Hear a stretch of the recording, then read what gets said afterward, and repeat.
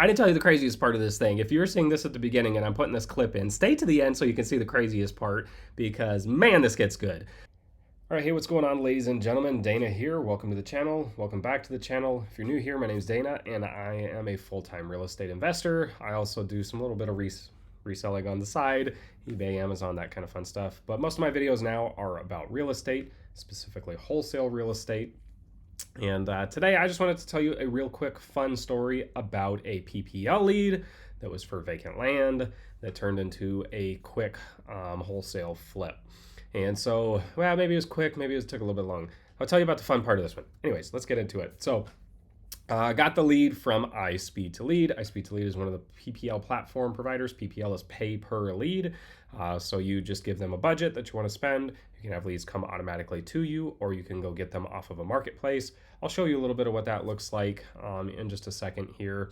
And so I got the lead. It was $29. I got it off of the Coupon Club membership, which is where you can pay $199 a month, and then you can go buy leads in specific areas, whether you want houses or vacant land or commercial properties or multifamily, whatever it is. You can go specifically buy what you are looking to buy, and you pay $29 a lead instead of the $200 or $300 it is normally when you want to buy them exclusively.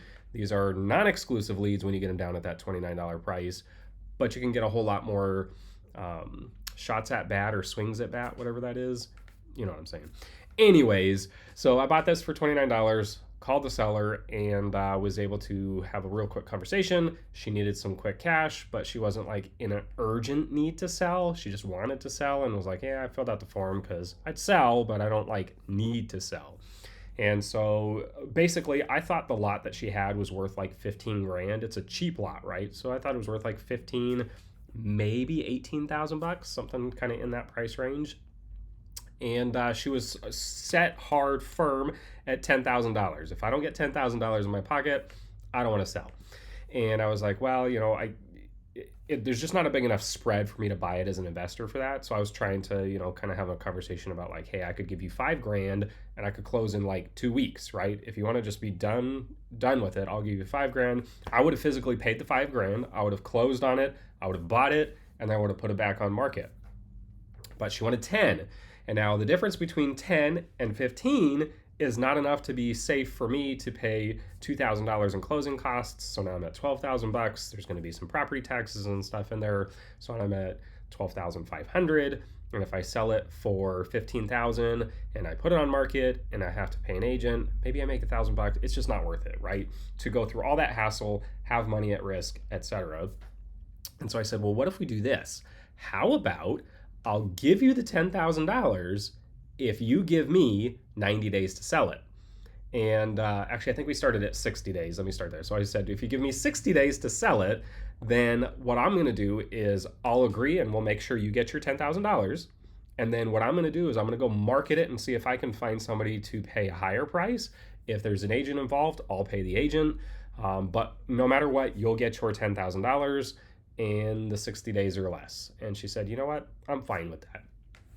Awesome. Send her the DocuSign for $10,000. As soon as I got it back, I took some satellite view screenshots of the lot and I circled around it. I'm going to show you that in just a second here.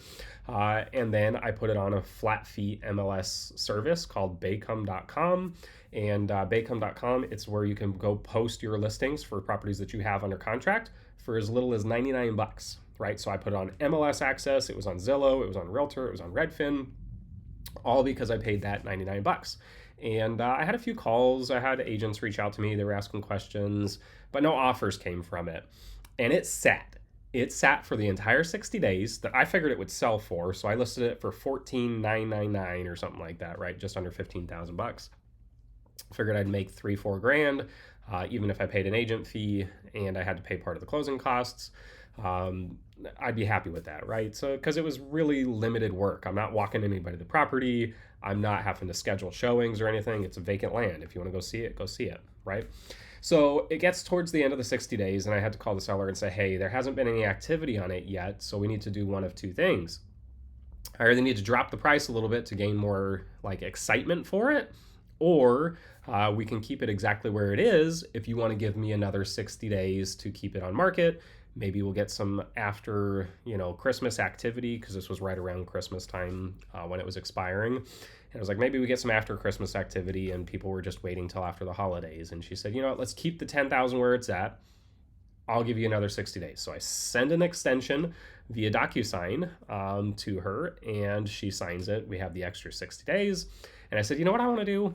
Let me see if I can do this. I don't know what I have up on the screen behind me here. Should be okay.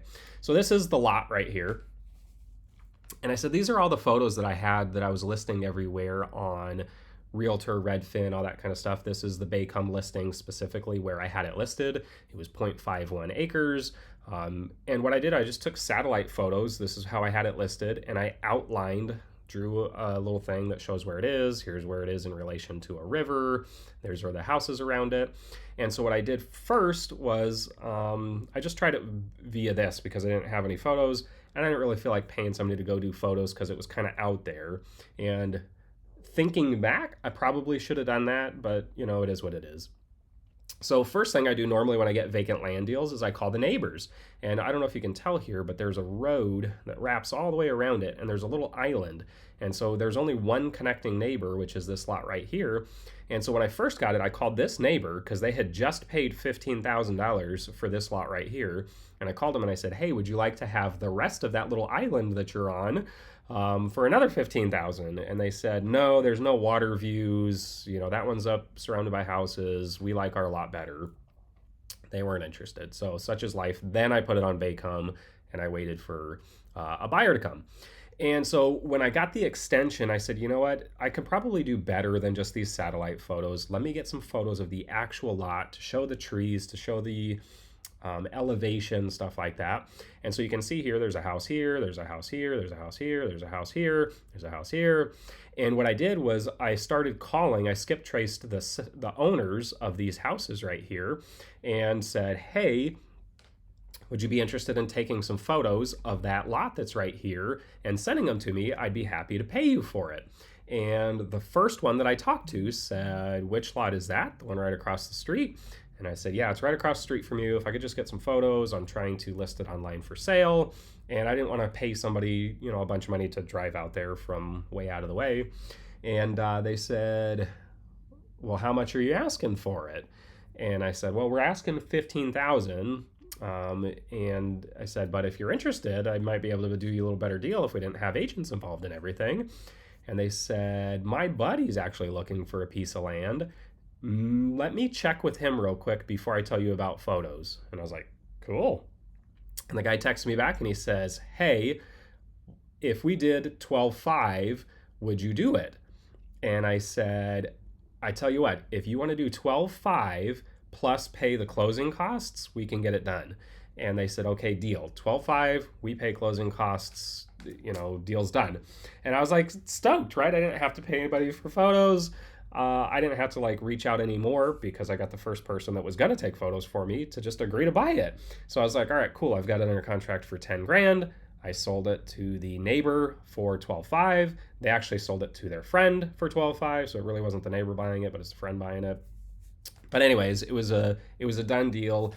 It was an easy peasy situation. So we signed a 3-week contract. So it was supposed to close in 3 weeks. I sent it to, this is where the fun of the story comes in. I don't know if I'll have to redo the intro or something, but maybe if you just made it to this point, you get to hear the drama. But anyways, so I had a nationwide title company that I've used for vacant land on multiple other vacant land wholesales and flips. And at this time when we had signed the contract, they had left working with the company that they were with, and they sent an email like, hey, we're not going to be doing business with this company anymore. We're going to send you an email in a day or two with our new contact information if you have any new files. And I was like, dang it, I just got one and I need to get file open because we signed a 3-week escrow. So I searched for a new title company, found a new title company who said, yep, we do wholesales. We do wholesales in Florida. We can handle this easy. And I was like, all right, cool. We've got a 3-week time period. Are we good? They said, yep, 3 weeks is plenty of time to close a land deal. We're golden. So I send everything on over to Easy Title and Escrow. They're out of, I think, Tennessee, but they do multiple different states, Florida being one of them.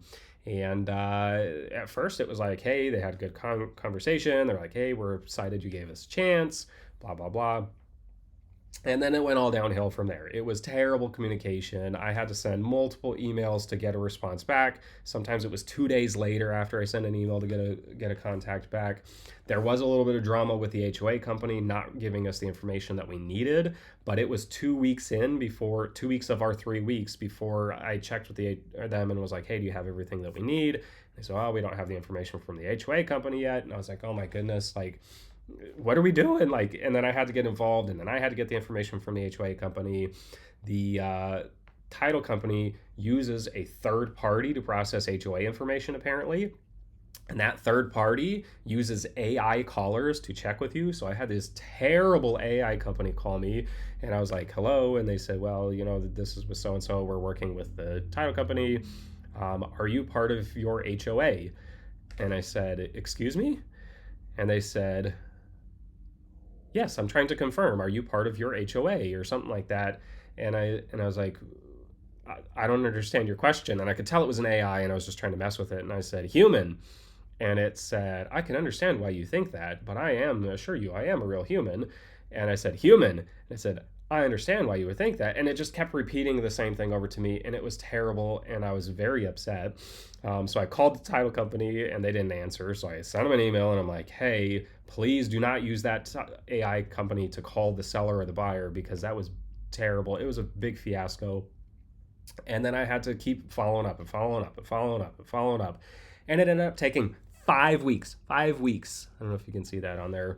5 weeks before they closed this deal. 3-week thing, took 5 weeks. It took an extra week and a half after they got the HOA information, which was just super frustrating. So anyways, we got it closed. I got paid. I got my $2,500. Here's the, I'll drop it on right here so you can see there's my $2,500. You received the wire today. It's not exciting, right? But you know, $2,500 is $2,500.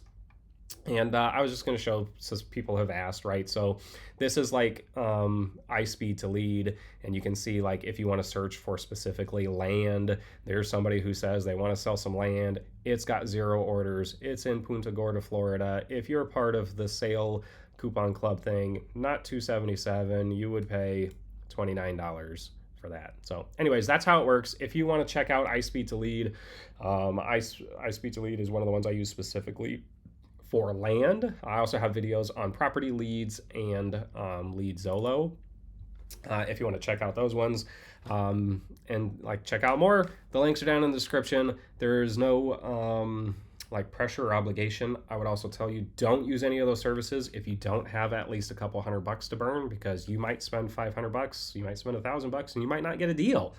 Or you might spend $29 and you might get a $2,500 hit, just like I did on this one. So anyways, it's been a while since I've posted a video. Hopefully you made it through to this point. If you did make it through to this point, make a comment down below, like, comment, share, subscribe, all that fun stuff. I don't know if you've heard it in my voice, my whole family's been sick for like 2 weeks and getting over some stuff, and that's part of why I haven't posted any videos. I've got a $30,000 land deal that I need to post on here. I've got a house flip that I need to post on here, and I just haven't had time. And I really was posting this one because it was just such a frustrating situation with the title company change and trying somebody new, and it taking 5 weeks instead of 3 weeks, and it being like the extension. There was so much little weird drama that came into this one, and I just wanted to put it out there so that people who are wholesaling or getting new into this see that there was multiple drama points where this could have derailed and gone off, you know, the deep end. Oh, I didn't even tell you the craziest part of this whole thing. I didn't tell you the craziest part of this whole thing, man. I don't know. I'm not gonna edit this thing. I didn't tell you the craziest part of this thing. If you're seeing this at the beginning and I'm putting this clip in, stay to the end so you can see the craziest part, because man, this gets good. So anyways, the craziest part of this whole thing was when we were in the delay between when it was supposed to close right at 3 weeks and the final 2 weeks of it closing, because we were waiting on HOA information. The HOA lady said, well, we're getting calls from Arizona, we're getting calls from Tennessee, and we're getting calls from Florida.